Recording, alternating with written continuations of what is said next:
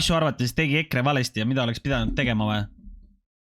Ma arvan, et kõige suurem viga, mis EKRE tegi, noh, see on nüüd, mida mina arvan, on see, et ta ei toetanud Ukrainat.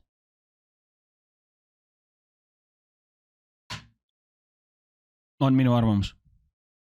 See on kõige suurem viga, mida EKRE tegi, et ta ei toetanud Ukrainat sõjaliselt, vaid nad jäid selle peale, et ei, Ukraina võib putsi minna ja me peame ainult enda eest seisma, mis on ääretult vale. Ja lühinägelik selles võtmes, et see tähendab seda, et nad ei kuulanud nende kuradi sõjardite inputi, kes on nende enda erakonnas ja neid on väga palju. Ja ma arvan, et kõige suurem viga oli see, siis teine väga suur viga või noh, mis minu jaoks, miks mina EKRE-t ei valinud, teine asi, mis mulle üldse ei meeldi, on see, et nad on abordivastased ja punkt 3 on ma just mõtlesin punkt 3, see kuradi, mis ta nimi oli, see mis selle venna nimi oli, kes nende nimekirjas oli 8. kohal? See, kes nüüd türa sisse ka sai.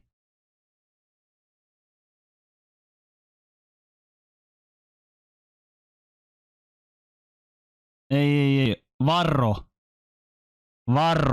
no mine putsi, ma ei ole nõus hääletama erakonna poolt, kes toob Varro endale erakonda ja siis paneb ta erakonnas top 10-sse. Ma ei ole nõus.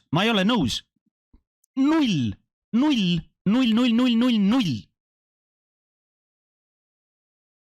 Kindlasti mitte.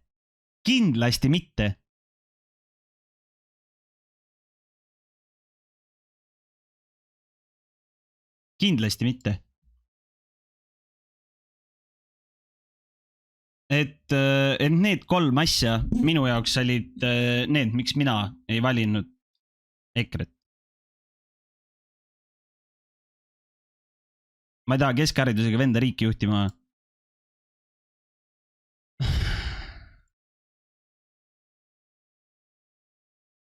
No ma ei tea, see on suht so. Selles suhtes, et mis vahet on, mis haridus sellel inimesel on. Jaa, okei, kesk on nagu siuke miinimumprogramm minu silmis. Aga sa ei saa võtta nendelt suurkujudelt, sa ei saa nagu diskreditada neid suurkujusid, kes meil maailmas on, kellel ei ole mingit ülikooli haridust. Ja kui sa võtad nagu suures pildis, maailmapildis, võtad maailma ühed rikkamad inimesed, siis noh, tihtilugu neil ei ole kõrgharidust. See nüüd ei tähenda, et inimesed ei peaks minema ülikooli. Kindlasti minge, kui teil on võimalus, kui te soovite minna, minge, tehke. Ja ärge kuulake kedagi, kes ütleb, et ei, see on mõttetu, see on pask. Kindlasti minge ja tehke. Andke ainult kuuma. Aga me ei saa samal ajal öelda, et sul ei ole paberid, sa oled mõttetu vend, sa ei saa mitte millegiga hakkama. Et noh, see on kõige mõttetum väide üldse. Haridus ja haritus on erinevad asjad kindlasti, aga kindlasti on, aga jällegi see on jällegi asi, mida tuleb võtta with a grain of salt selles võtmes, et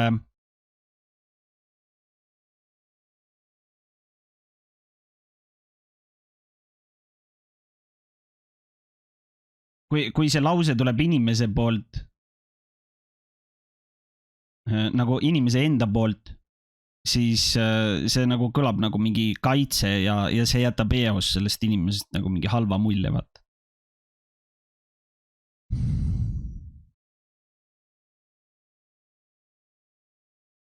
Pigem see näitab, et sa oled enda aega iseseisvalt panustanud. Mis asi? Ja enda silmaringi laiendanud. No jaa, aga silmaringi sa saad laiendada mõlemat pidi. Nii läbi selle, et sa käid keskkooli läbi, saad keskhariduse ja ülikooli ei lähe, vaid selle asemel lähed vaatad maailmas ringi, teed erinevaid asju, mis iganes sind huvitab. Või siis teine variant on see, et sa lähedki ülikooli ja avardad seal oma silmaringi. Et neid nagu teid on ju igasuguseid. Neid võimalusi on sadu tuhandeid või miljoneid, on ju. Aga küsimus ongi nüüd selles, et kuidas see inimene suudab nagu presenteerida seda, et kui inimene on näiteks keskharidusega, siis see inimene peab presenteerima teistele valijatele seda, et kuidas ta on oma silmaringi avardanud. Noh, see on jälle minu arvamus. Ehk siis, kui ma ei tea, näiteks sa oled keskharidusega, aga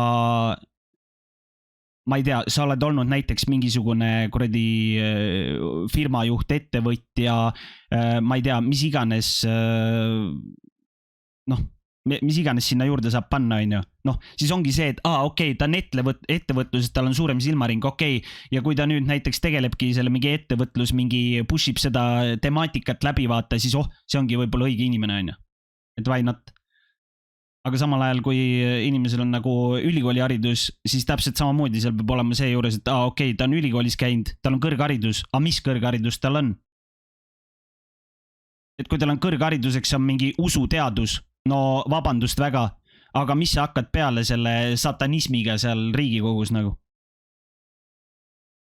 Et sa oled õppinud usuteadust ja järgmine hetk sa oled, või sa oled õppinud ajakirjanikuks ja järgmine hetk sa hakkad pedepropagandat või roheenergiaid peale suruma. Vabandust, aga kuidas see ülikooli haridus sellega nagu kokku käib? Ei käi ju kokku, you know? Et see on nagu see point, mis ma nagu make'in, vaata.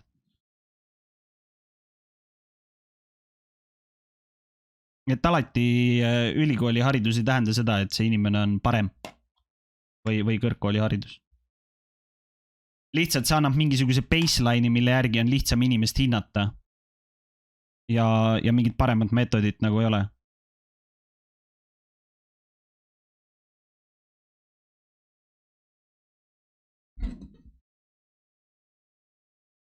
Mida vittu see Rannamaa ja Hendrik seal Riigikogus teinud oleks või? Rannamaa ja Hendrik. Kes on Rannamaa ja Hendrik? Kui ta mõtleb Terrast, siis Terrasel on ka minu meelest kõrgkooli haridus. Kui ta mõtles BSH Hendrikut, siis temal on ka mingisugune kõrgkooli haridus, aga ma ei mäleta, mille peale tal see oli. Äkki ajakirjandus või? Hendrik Terras. Minu meelest oli ajakirjanik, aga ma võin valesti mäletada.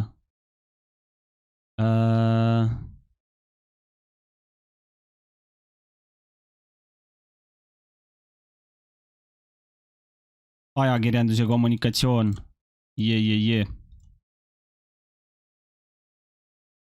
Aga no, Hendrik on nagu väga halb näide selles võtmes, et noh, ühes võtmes on ta nagu hea näite, Stek, suurt tänud sulle peremees. Ühes võtmes on ta hea näide, kus ajakirjanik järsku otsustab, et tema on kõige õigem inimene ütlema, et mis inimestel peaks olema õigus midagi öelda, midagi teha ja mis inimestel ei peaks olema õigus. Ja samal ajal ta on ka nüüd inimeste arvates, või mitte inimeste, vaid Eesti 200 arvates õige inimene otsustama, kuna, kuidas ja kus roheenergiat tuleb läbi suruda. Samal ajal, kui inimene on saanud ülikooli hariduse ajakirjanikuna. Et see on ju tegelikult minu jaoks lollus, kui me võrdleme teda mingisuguse tavalise inimesega, nii-öelda tavalise inimesega, kes on käinud ja läbi saanud keskhariduse, siis minu meelest nad on ju üks ühele. Sest nad kumbki tegelikult ju sellest teemast ei tea ju.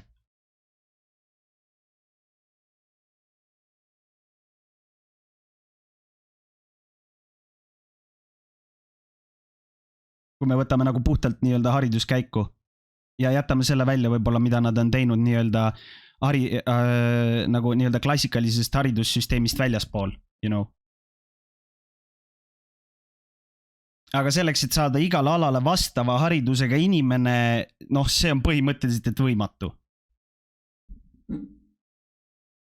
Ja noh, kui me nüüd toome teise poole ja Hendriku poolt, siis Hendrik on nagu selles võtmes nagu halb näide, et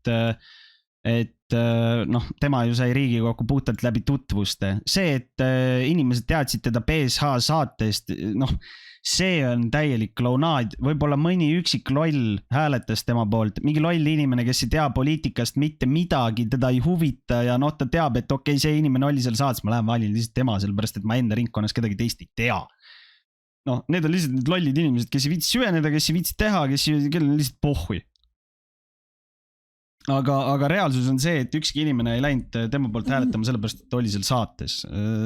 Tema poolt hääletasid inimesed, kes olid ta tutvusringkonnas, kes teadsid ta isa, kes olid pigem nii-öelda Eesti 200 nii-öelda selle nii-öelda vaatevinkli poolt versus Isamaa vaatevinkli poolt, sealt poolt ka siis see põhjus, miks näiteks ta isa sai nii-öelda siis mingil määral nagu vähem hääli, on ju. Aga see on ikkagi üks ja see sama tutvusringkond ja ma isiklikult arvan, et ta sai sinna sooja koha peale puhtalt tänu oma isale. Ma arvan, aga noh, mul ei ole mingisuguseid fakte, et teile ette lajatada. Aga see lihtsalt ei make sense, et nonner läheb ja nonner saab, you know. Kui me räägime gaming nii-öelda, ma ei teagi, repliikides või lausetes. Come on.